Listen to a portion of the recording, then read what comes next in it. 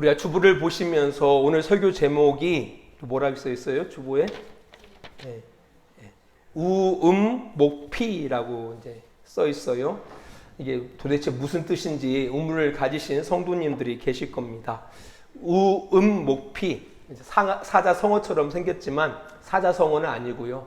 오늘 읽은 본문의 내용을 생각하시면 쉽게 이해할 수가 있습니다. 오늘 본문 잠깐 봅니다. 20절.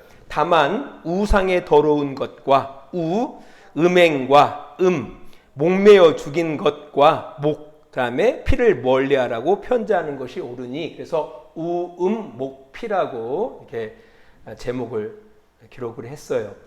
우리 초대교회 때 첫 번째 예루살렘 종교회의가 이루어졌어요. 그때 결정된 권면이 오늘 본문의 말씀입니다.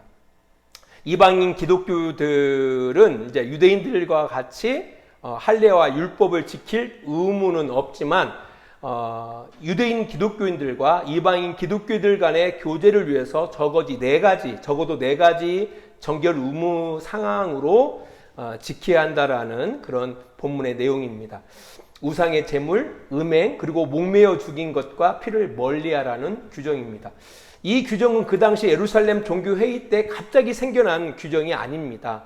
모세 오경을 통해 이제 비유대인이 이스라엘 집에 거주하고자 할 때 필수적으로 지켜야 할 몇 가지 규정이 있었어요. 이거에서 기인된 그런 규정이 초대교회 가운데에서 비록 이방인이라 할지라도 그들이 할례 받거나 율법을 지킬 의무는 없지만 그래도 이 네 가지는 지켜야 한다라는 차원에서 결정된 사안입니다. 초기 교회를 이루었던 성도들 대부분은 이제 유대인들과 유대교회에 개종한 경건한 이방인들이었습니다. 그들에게는 할례나 율법을 행하는 문제들은 갈등의 요소들은 아니었어요. 왜? 그들은 그대로 그걸 받아들였기 때문에. 하지만 스데반의 순교 이후에 유대교회에 엄청난 박해가 있었고 이로 인하여 이제 제자들은 흩어지면서 사마리아의 땅도 그 다음에 이방인에게도 복음이 증거되어져요. 그리고 최초의 이방인 교회인 안디옥 교회가 세워집니다.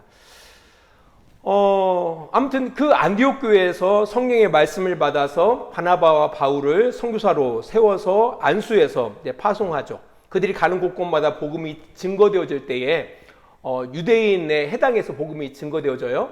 뿐 아니라 이방인들에게도 복음이 증거되어집니다. 이때 많은 이방인들이 교회에 들어오게 되어집니다. 이제 이러면서 갈등이 생긴 거예요. 초기에는 아무런 갈등이 없었는데 왜? 유대인들은 이미 할례를 받았고 율법을 지키고 있는 사람들이에요. 그리고 경건한 이방인들, 유대교로 개종한 경건한 이방인들도 그런 사실에 대해서 알고 유대교로 개종했던 거예요. 근데 그들이 이제 예수를 그리스도로 믿게 되어졌는데요. 이때까지만 하더라도 아무런 문제가 없었는데 나중에는 전혀 하나님을 알지도 못했던 사람들이 교회에 들어오게 된 거예요. 나사렛 예수를 그리스도로 믿고 교회에 가입되게 되어지면서 이게 문제가 됐다라는 겁니다. 왜냐하면은 그 유대인 기독교인들, 대다수를 차지하고 있는 유대교인 였던 그 유대교 기독교인들은 그 이방 기독교인들과 함께 할 수가 없었던 거거든요. 왜냐하면 그들은 할례를 받지 않았고 또한 부정한 사람들이라고 여겼기 때문에 단지 교회라는 공동체 가운데 있지만 하지만 함께 어울릴 수가 없었다라는 거죠. 꼭 뭐가 같냐면은 우리 믿는 사람들은 담배하고 술하지 않잖아요. 근데 교회에 나왔는데 이분이 너무 골초야. 교회에 나왔는데 이분이 너무 쭈당이야. 그러면 함께 하기가 참 힘들잖아요. 이와 비슷한 거예요. 그러니까 부자연스러울 수밖에 없었다라는 겁니다. 이런 상황 속에서 유대파 기독교인들이 이제 교회 안에 들어온 이방인 성도들을 향해서 이렇게 주장했던 거예요. 너희도 동일하게 모세의 법대로 할례를 받고 율법을 준수하지 아니하면 구원을 받지 못한다. 하나님 나라에 들어갈 수 없다라고 가르친 일들이 일어나게 됐다라는 겁니다. 이런 일들이 이방인 최초의 교회인 수리아 안디옥 교회에도 이런 유대인들의 주장과 가르침이 있었다라는 겁니다. 이 유대인들의 주장과 가르침이 이제 적지 않은 다툼과 변론거리가 된 거예요. 왜냐하면 바울과 바나바는 그렇게 생각하지 않았다라는 겁니다. 사실 유대교 기독교인들이 이런 주장을 하게 되어지면은 나름대로의 근거가 있습니다. 주전 586년에 바벨론에 의해서 이스라엘이 망해요. 그리고 성전이 완전히 무너진 가운데 유대인들은 세계 각곳으로 뿔뿔이 흩어집니다. 이제 그러면서도 그들은 희망을 갖고 있었어요. 어떤 희망이냐면은 하나님께서 선자들을 통해서 이스라엘에게 약속하신 것이 있거든요. 바로 그리스도를 너에게 보내실 텐데 그가 와서 다시금 하나님이 통치하시는 나라, 다윗의 왕조 같은 그 나라를 회복하실 것이다라는 약속이 있었어요. 그 약속을 그들은 믿었고 희망을 가지고 살았단 말입니다.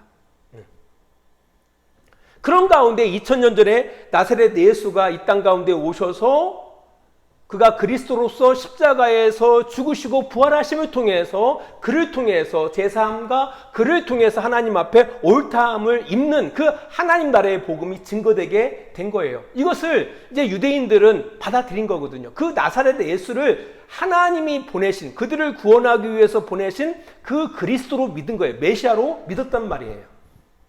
이렇게 믿을 때 그들은 어떤 생각을 가졌냐면은 그 이스라엘 할례를 받고 율법을 소중히 여기는 그들을 구원하시는 그런 메시아로 그들은 받아들였던 거예요.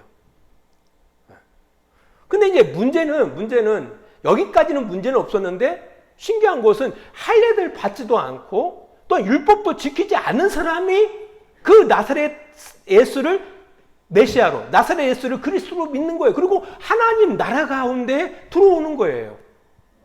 여기에서 이들이 이제 약간 멘붕이 온 거예요. 이상하다. 분명히 하나님이 약속하신 그 그리스도는 이스라엘만을 위한 건데, 그죠? 이스라엘만을 위한 건데, 아니, 이방인들도 들어오네? 이방인들도 하나님 나라 가운데, 하나님의 통치 가운데 들어오네? 이해가 안 갔던 거예요.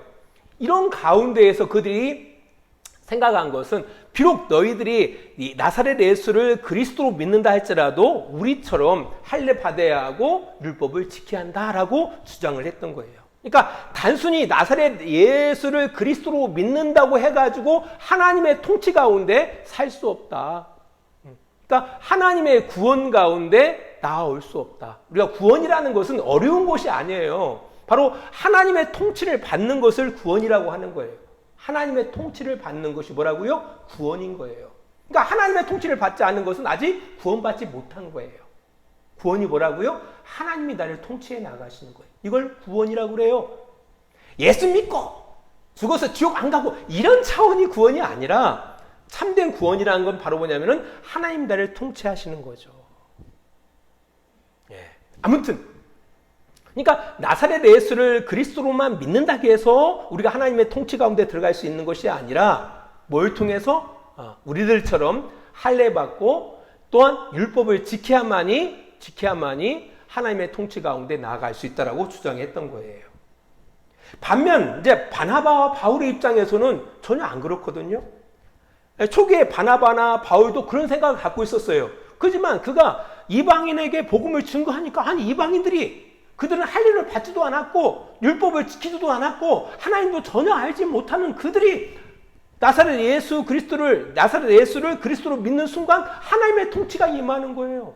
그게 어떤 현상을 통해서 알 수가 있어요? 성령이 임하는 것을 통해서 알게 된 거예요. 우리가 성령이 임한다라는 건 딴 게 아니에요. 성령이 우리 가운데 임할 때 성령의 인도하심대로 살게 되는 거거든요. 그게 바로 하나님의 나라거든요.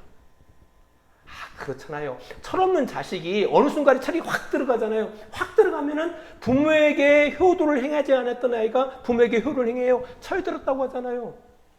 그런 것처럼 하나님을 전혀 알지 못하고 자기 뜻대로 살던 인생이 하나님께로 돌아와서 하나님의 뜻대로 살려고 노력하는 거예요.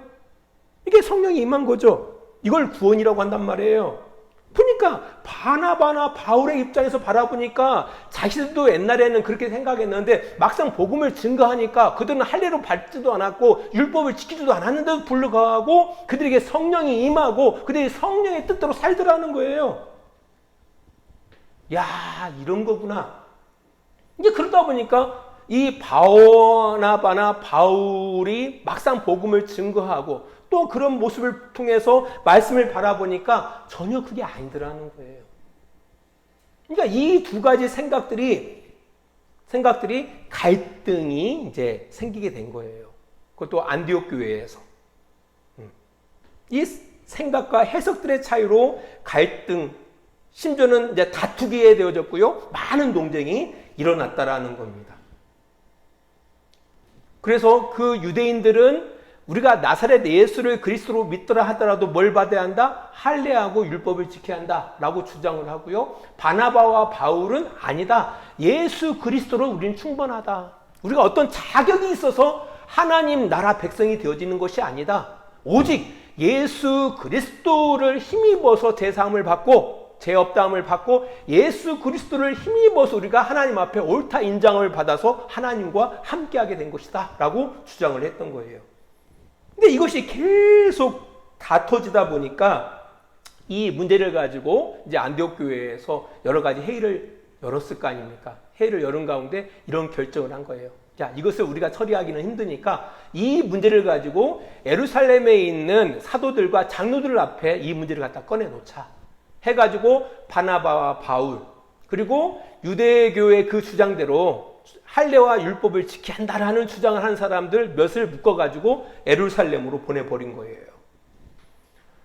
그래서 이제 그들 예루살렘에 도착해가지고 이제 바나바와 바울은 1차 선교 여행 때 일어났던 하나님께서 그들과 함께 하시면서 행하신 일들을 갖다 막 이야기할 때 또 그 예루살렘 교회 내에 바리새파 출신 중 어떤 사람들이 그런 얘기를 하는 거예요. 아니야, 교회에 들어온 이방인들도 할례를 받아야 하고 모세의 율법을 지키는 것이 마땅해 라고 말하는 거예요. 또 예루살렘에서도 이 문제 가지고 또 갈등하고 다투고 논쟁이 일어나는 거예요. 자, 아무튼 이 문제를 가지고 최초의 예루살렘 종교회의가 열리게 된 겁니다.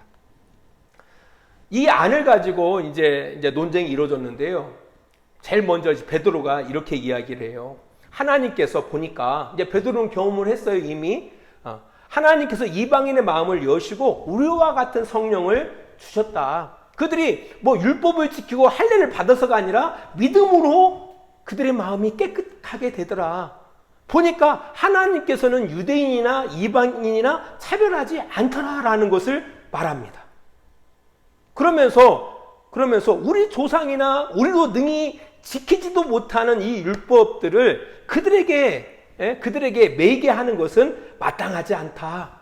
오직 우리가 구원받는 것은 주님의 은혜로 구원을 받는다라고 이야기를 하는 거예요. 이어서 바나바와 바울도 일어서서 이야기하는 거예요. 하나님 우리와 함께 하셔서 이방인에게 많은 이적과 표적을 행하셨고 이방인들도 비록 그들이 할례를 받지 않았고 율법을 지키지 않았음에도 불구하고 예수 그리스도를 믿고 주님 앞에 나아오더라라고 주장을 합니다. 이런 여러 가지 주장들이 있는 가운데에서 예루살렘 교회의 최고의 책임자였던 예수님의 동생 야고보가 아모스 9장 11절과 12절의 말씀을 인용하면서 이렇게 말합니다. 하나님께서는 그리스도를 통해서 이 땅을 구원하시는데 이 구원은 이스라엘만 국한하는 것이 아니다. 그리고 이스라엘 사람이라 할지라도 다 구원받는 것은 아니다. 이스라엘 가운데 남은 자들 그리고 모든 이방인들로 하여금 주를 찾게 하시는 것이다. 그러니까 이방 성도들을 괴롭게 하지 말고 다만 몇 가지 피할 것만 그들에게 편지하는 것이 옳다고 결론을 맺는 겁니다.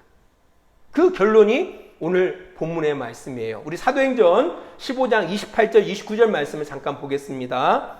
사도행전 15장 28절 29절 성령과 우리는 이 요긴한 것들 외에는 아무 짐도 너희에게 지우지 아니할 것이 옳은 줄 알았노니 우상의 제물과 피와 목매어 죽인 것과 음행을 멀리할지니라 이에 스스로 상가하면 잘되리라 평안함을 원하노라 하였더라 라고 이야기하고 있습니다.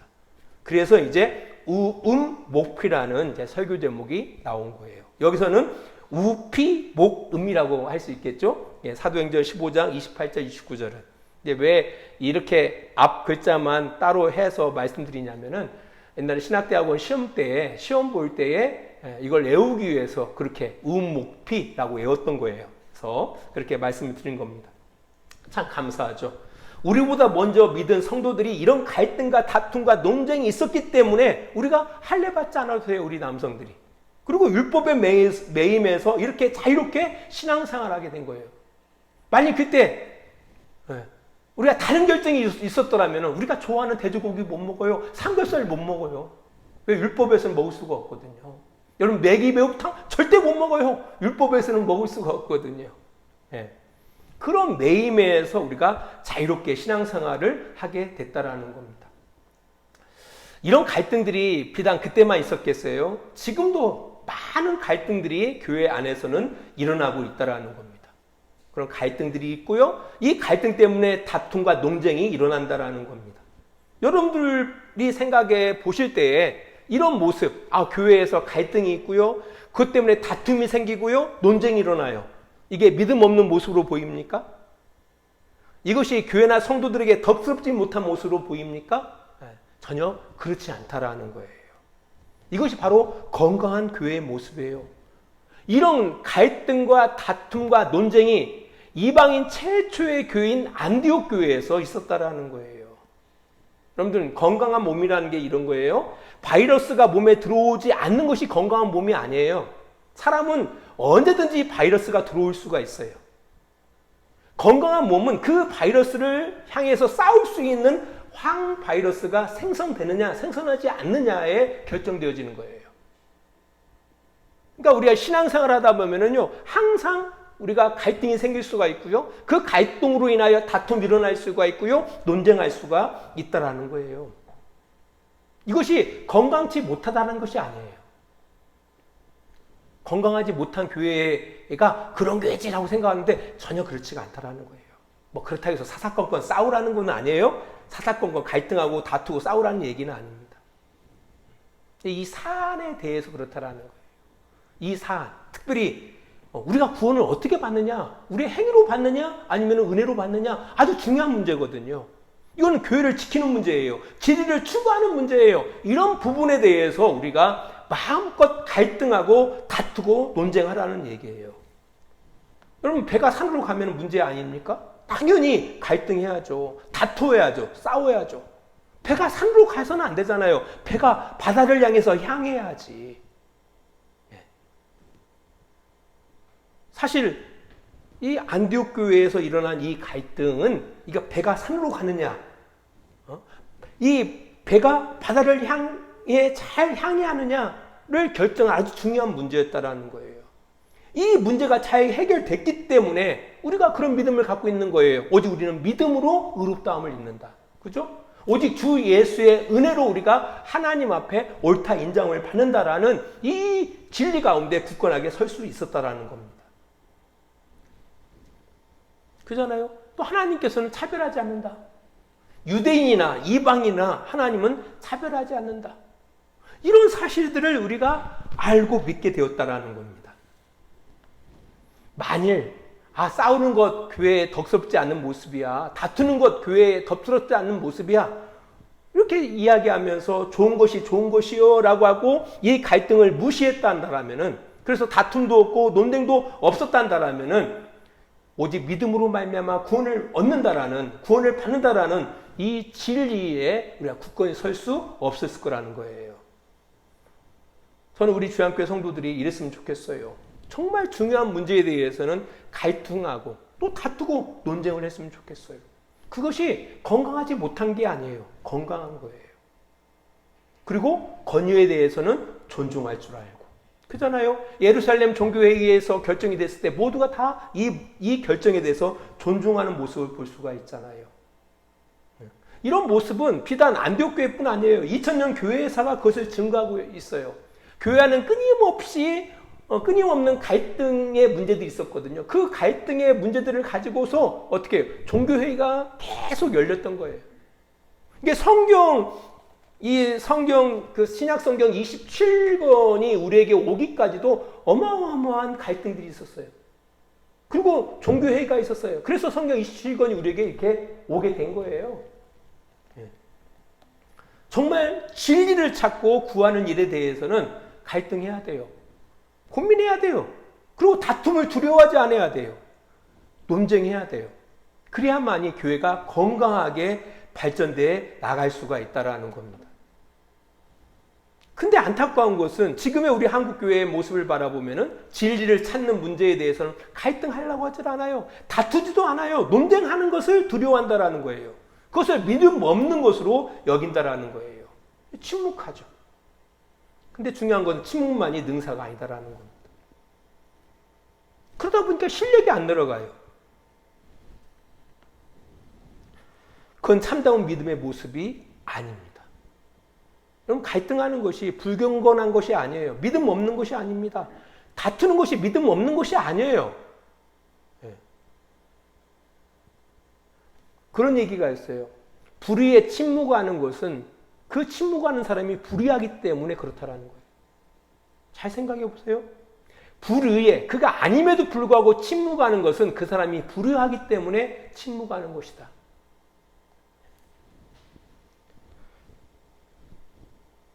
사실 그런 말씀을 가끔 드렸잖아요. 왜 교회에서 말도 안 되는 그런 헌금이 이루어지고 있잖아요. 여러분들 알다시피 일천번제. 말도 안 되는 헌금이 드려지고 있어요. 도대체 성도들은 뭘 하는지 모르겠어요. 아니, 목사가 잘못 알아서 그런 것을 행할 때에 아니, 목사님 이건 아니지 않습니까? 라고 말을 해야죠. 알고 있음에도 불구하고 침묵하고, 몰라서 침묵하는지, 알고 있음에도 불구하고 침묵하는지 정말 이해가 되지 않아요. 아니, 목사가 무죄하면 성도들이 일깨워주면 되는 거 아닙니까? 아니, 자식이 잘못된 길로 가면 부모가 일깨워주면 되는 거죠. 꼭 목사가 부모입니까? 목사가 모든 것을 다 알고 있습니까? 전혀 그렇지가 않거든요. 예를 들어서 1천범죄가 그거 아닙니까? 1천범죄가 무슨 100일 기도입니까? 1000일 기도입니까? 하나님을 지긋정성으로 숭배하면은 그 하나님께 우리의 손을 들어주시는 하나님이 자판기의 하나님입니까? 그건 아니잖아요. 그러니까 교회가 점점 이상하게 가는 거예요. 그런 문제에 대해서 우리가 갈등하고 좀 다투고 논쟁을 해야 한다는 거죠. 근데 그런 부분에 대해서는 싸우지 않고요. 교회 간에, 성도 간에 어떤 이익과 관련된 대해서는 교회가 갈등하고 다투고 싸웁니다. 심지어는 교회에서 해결하지 못하고 재판정에 송사하는 경우들이 얼마나 많은지가 몰라요. 얼마나 많은지 몰라요. 뭐 돈 문제로, 아니면 여러 가지 여러 가지 이권에 관련돼 가지고 문제가 돼 가지고요. 교회 안에서 해결하지 못하고 결국 세상 법정에 들어가는 그런 송사들이 얼마나 많은지 모른다라는 거예요. 진리를 찾고 구하는 일에 대해서, 성도들을 온전케 하는 일에 대해서 우리 성도들이 갈등하는 것, 그거 당연한 거예요. 다투는 것 당연한 거예요. 논쟁하는 것 당연하다는 거예요. 그걸 두려워하지 말라는 겁니다. 그러나 중요한 것은 권위를 존중하는 그런 자세는 놓쳐져서는 안 되죠. 놓쳐서는 안 되죠. 말씀의 결을 맺으면서요. 옛말에 구더기 무서워 장 못 담글까라는 말이 있습니다. 그죠? 구더기 무서워서. 장을 만들려면 구더기는 감내야죠. 감내해야죠. 사실 기독교라는 게 그게 아닙니까? 그리스도의 삶을 배우고 그의 삶을 살아가는 것이 기독교예요. 다른 게 아니에요. 누구의 삶을 배운다고요? 예수님의 삶을 배우고 그분의 삶을 살아내는 것이 바로 기독교예요. 근데 당연히 개인적으로도 그 삶을 배우기 위해서는 많은 갈등들이 있죠. 왜? 이전에 내가 있기 때문에. 그죠? 많이 갈등하고 스스로 다투고 논쟁하면서 우리가 주님을 닮아가는 거거든요. 교회 공동체도 마찬가지죠. 한 개인도 우리가 주님의 삶을 배우기 위해서는, 그의 삶을 따라 살아가기 위해서는 스스로도 갈등하고 다투고 논쟁하면서 주님을 배워가는 건데, 당연히 그 성도들이 모여진 공동체 안에서도 당연히 갈등이 생기죠. 당연히 다툼이 일어나죠. 당연히 논쟁하게 되어지는 거죠. 이건 당연한 거예요. 그런 가정이 없이는 그를 배울 수가 없어요. 그의 삶을 따라갈 수가 없다라는 거예요. 이걸 터부시하지 마시고 갈등하는 것을 기피하지 마세요. 스스로 우리 개인적으로도 우리가 주님의 말씀을 들을 때에 이건 내 생각하고 다른데 좀 갈등이 필요해요. 또 그 주님의 말씀과 내 이전까지의 생각과의 그런 다툼이 필요해요. 다툼이. 그 나름대로 또 논쟁도 필요하죠. 말씀을 통해서 우리를 설득하고 또 우리는 우리의 경험을 통해서 또 설득해 내려는 이런 어떤 논쟁들을 통해서 하나님이 옳구나라고 할 때 우리가 순종해 나가는 이런 작업들이 우리 개인적으로도 일어나야 돼요. 뿐 아니라 우리 공동체적으로도 일어나야 한다는 거예요. 이래야만이 우리가 그리스도인으로서의 합당한 삶을 살아갈 수 있다는 겁니다. 기도하겠습니다. 하나님 아버지, 초대교회 안에 유대인 기독교인들과 이방인 기독교인들과의 그런 문화적 환경의 차이로 인하여 갈등과 다툼과 논쟁이 있었지만 그들은 그런 문제들을 어떻게 해결해 가는지 오늘 본문이 우리에게 이야기해 주고 있습니다. 그런 갈등들이 있었기 때문에 오직 은혜로 예수 그리스도를 믿는 그 믿음이 우리를 구원한다라는 그 진리가 우리 가운데 굳건하게 서게 됐습니다. 하나님, 우리가 갈등하고 다투고 논쟁하는 문제에 대하여 너무 터부시하거나 두려워하지 않기를 원합니다. 마음껏 갈등하게 하시고 다투게 하시고 논쟁하게 하시면서 주님을 배우기를 원합니다. 또한 주님의 삶을 살아내기를 원합니다. 그런 복된 성도들이 되게 하여 주시옵소서. 우리 교회 안에 앞으로 새로운 세대들과의 많은 갈등들이 있을 겁니다. 또한 그로 인한 많은 다툼들이 있을 겁니다.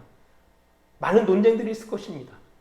그런 과정들을 두려워하지 않게 하시고 당당하게 맞서서 함께 교회를 위하여, 함께 성도들을 위하여 고민하고 또 싸우고 또 논쟁을 통해서 그럼에도 불구하고 하나님의 말씀에 건의에 우리가 순종하면서 교회를 교회답게 만들어 나가는데, 성도를 성도답게 만들어 나가는데 함께 노력해 나가는 우리 주양교회와 성도들이 되게 하여 주시옵소서. 이제는 우리를 사랑하시는 우리 아버지 하나님의 그 크신 사랑하심과 예수 그리스도의 십자가의 은혜하심과 성령의 감화와 감동과 지키시고 인도하심이 오늘도 시간을 구별하여 주님 앞에 예배하며 하나님의 뜻 가운데 살아가고자 작정하고 노력하는 성도들의 머리 위에, 그들의 가정과 직장과 사업장 위에 이제로부터 영원토록 하나님의 은혜와 사랑이 늘 함께 해주시기를 간절히 축원하옵나이다. 아멘.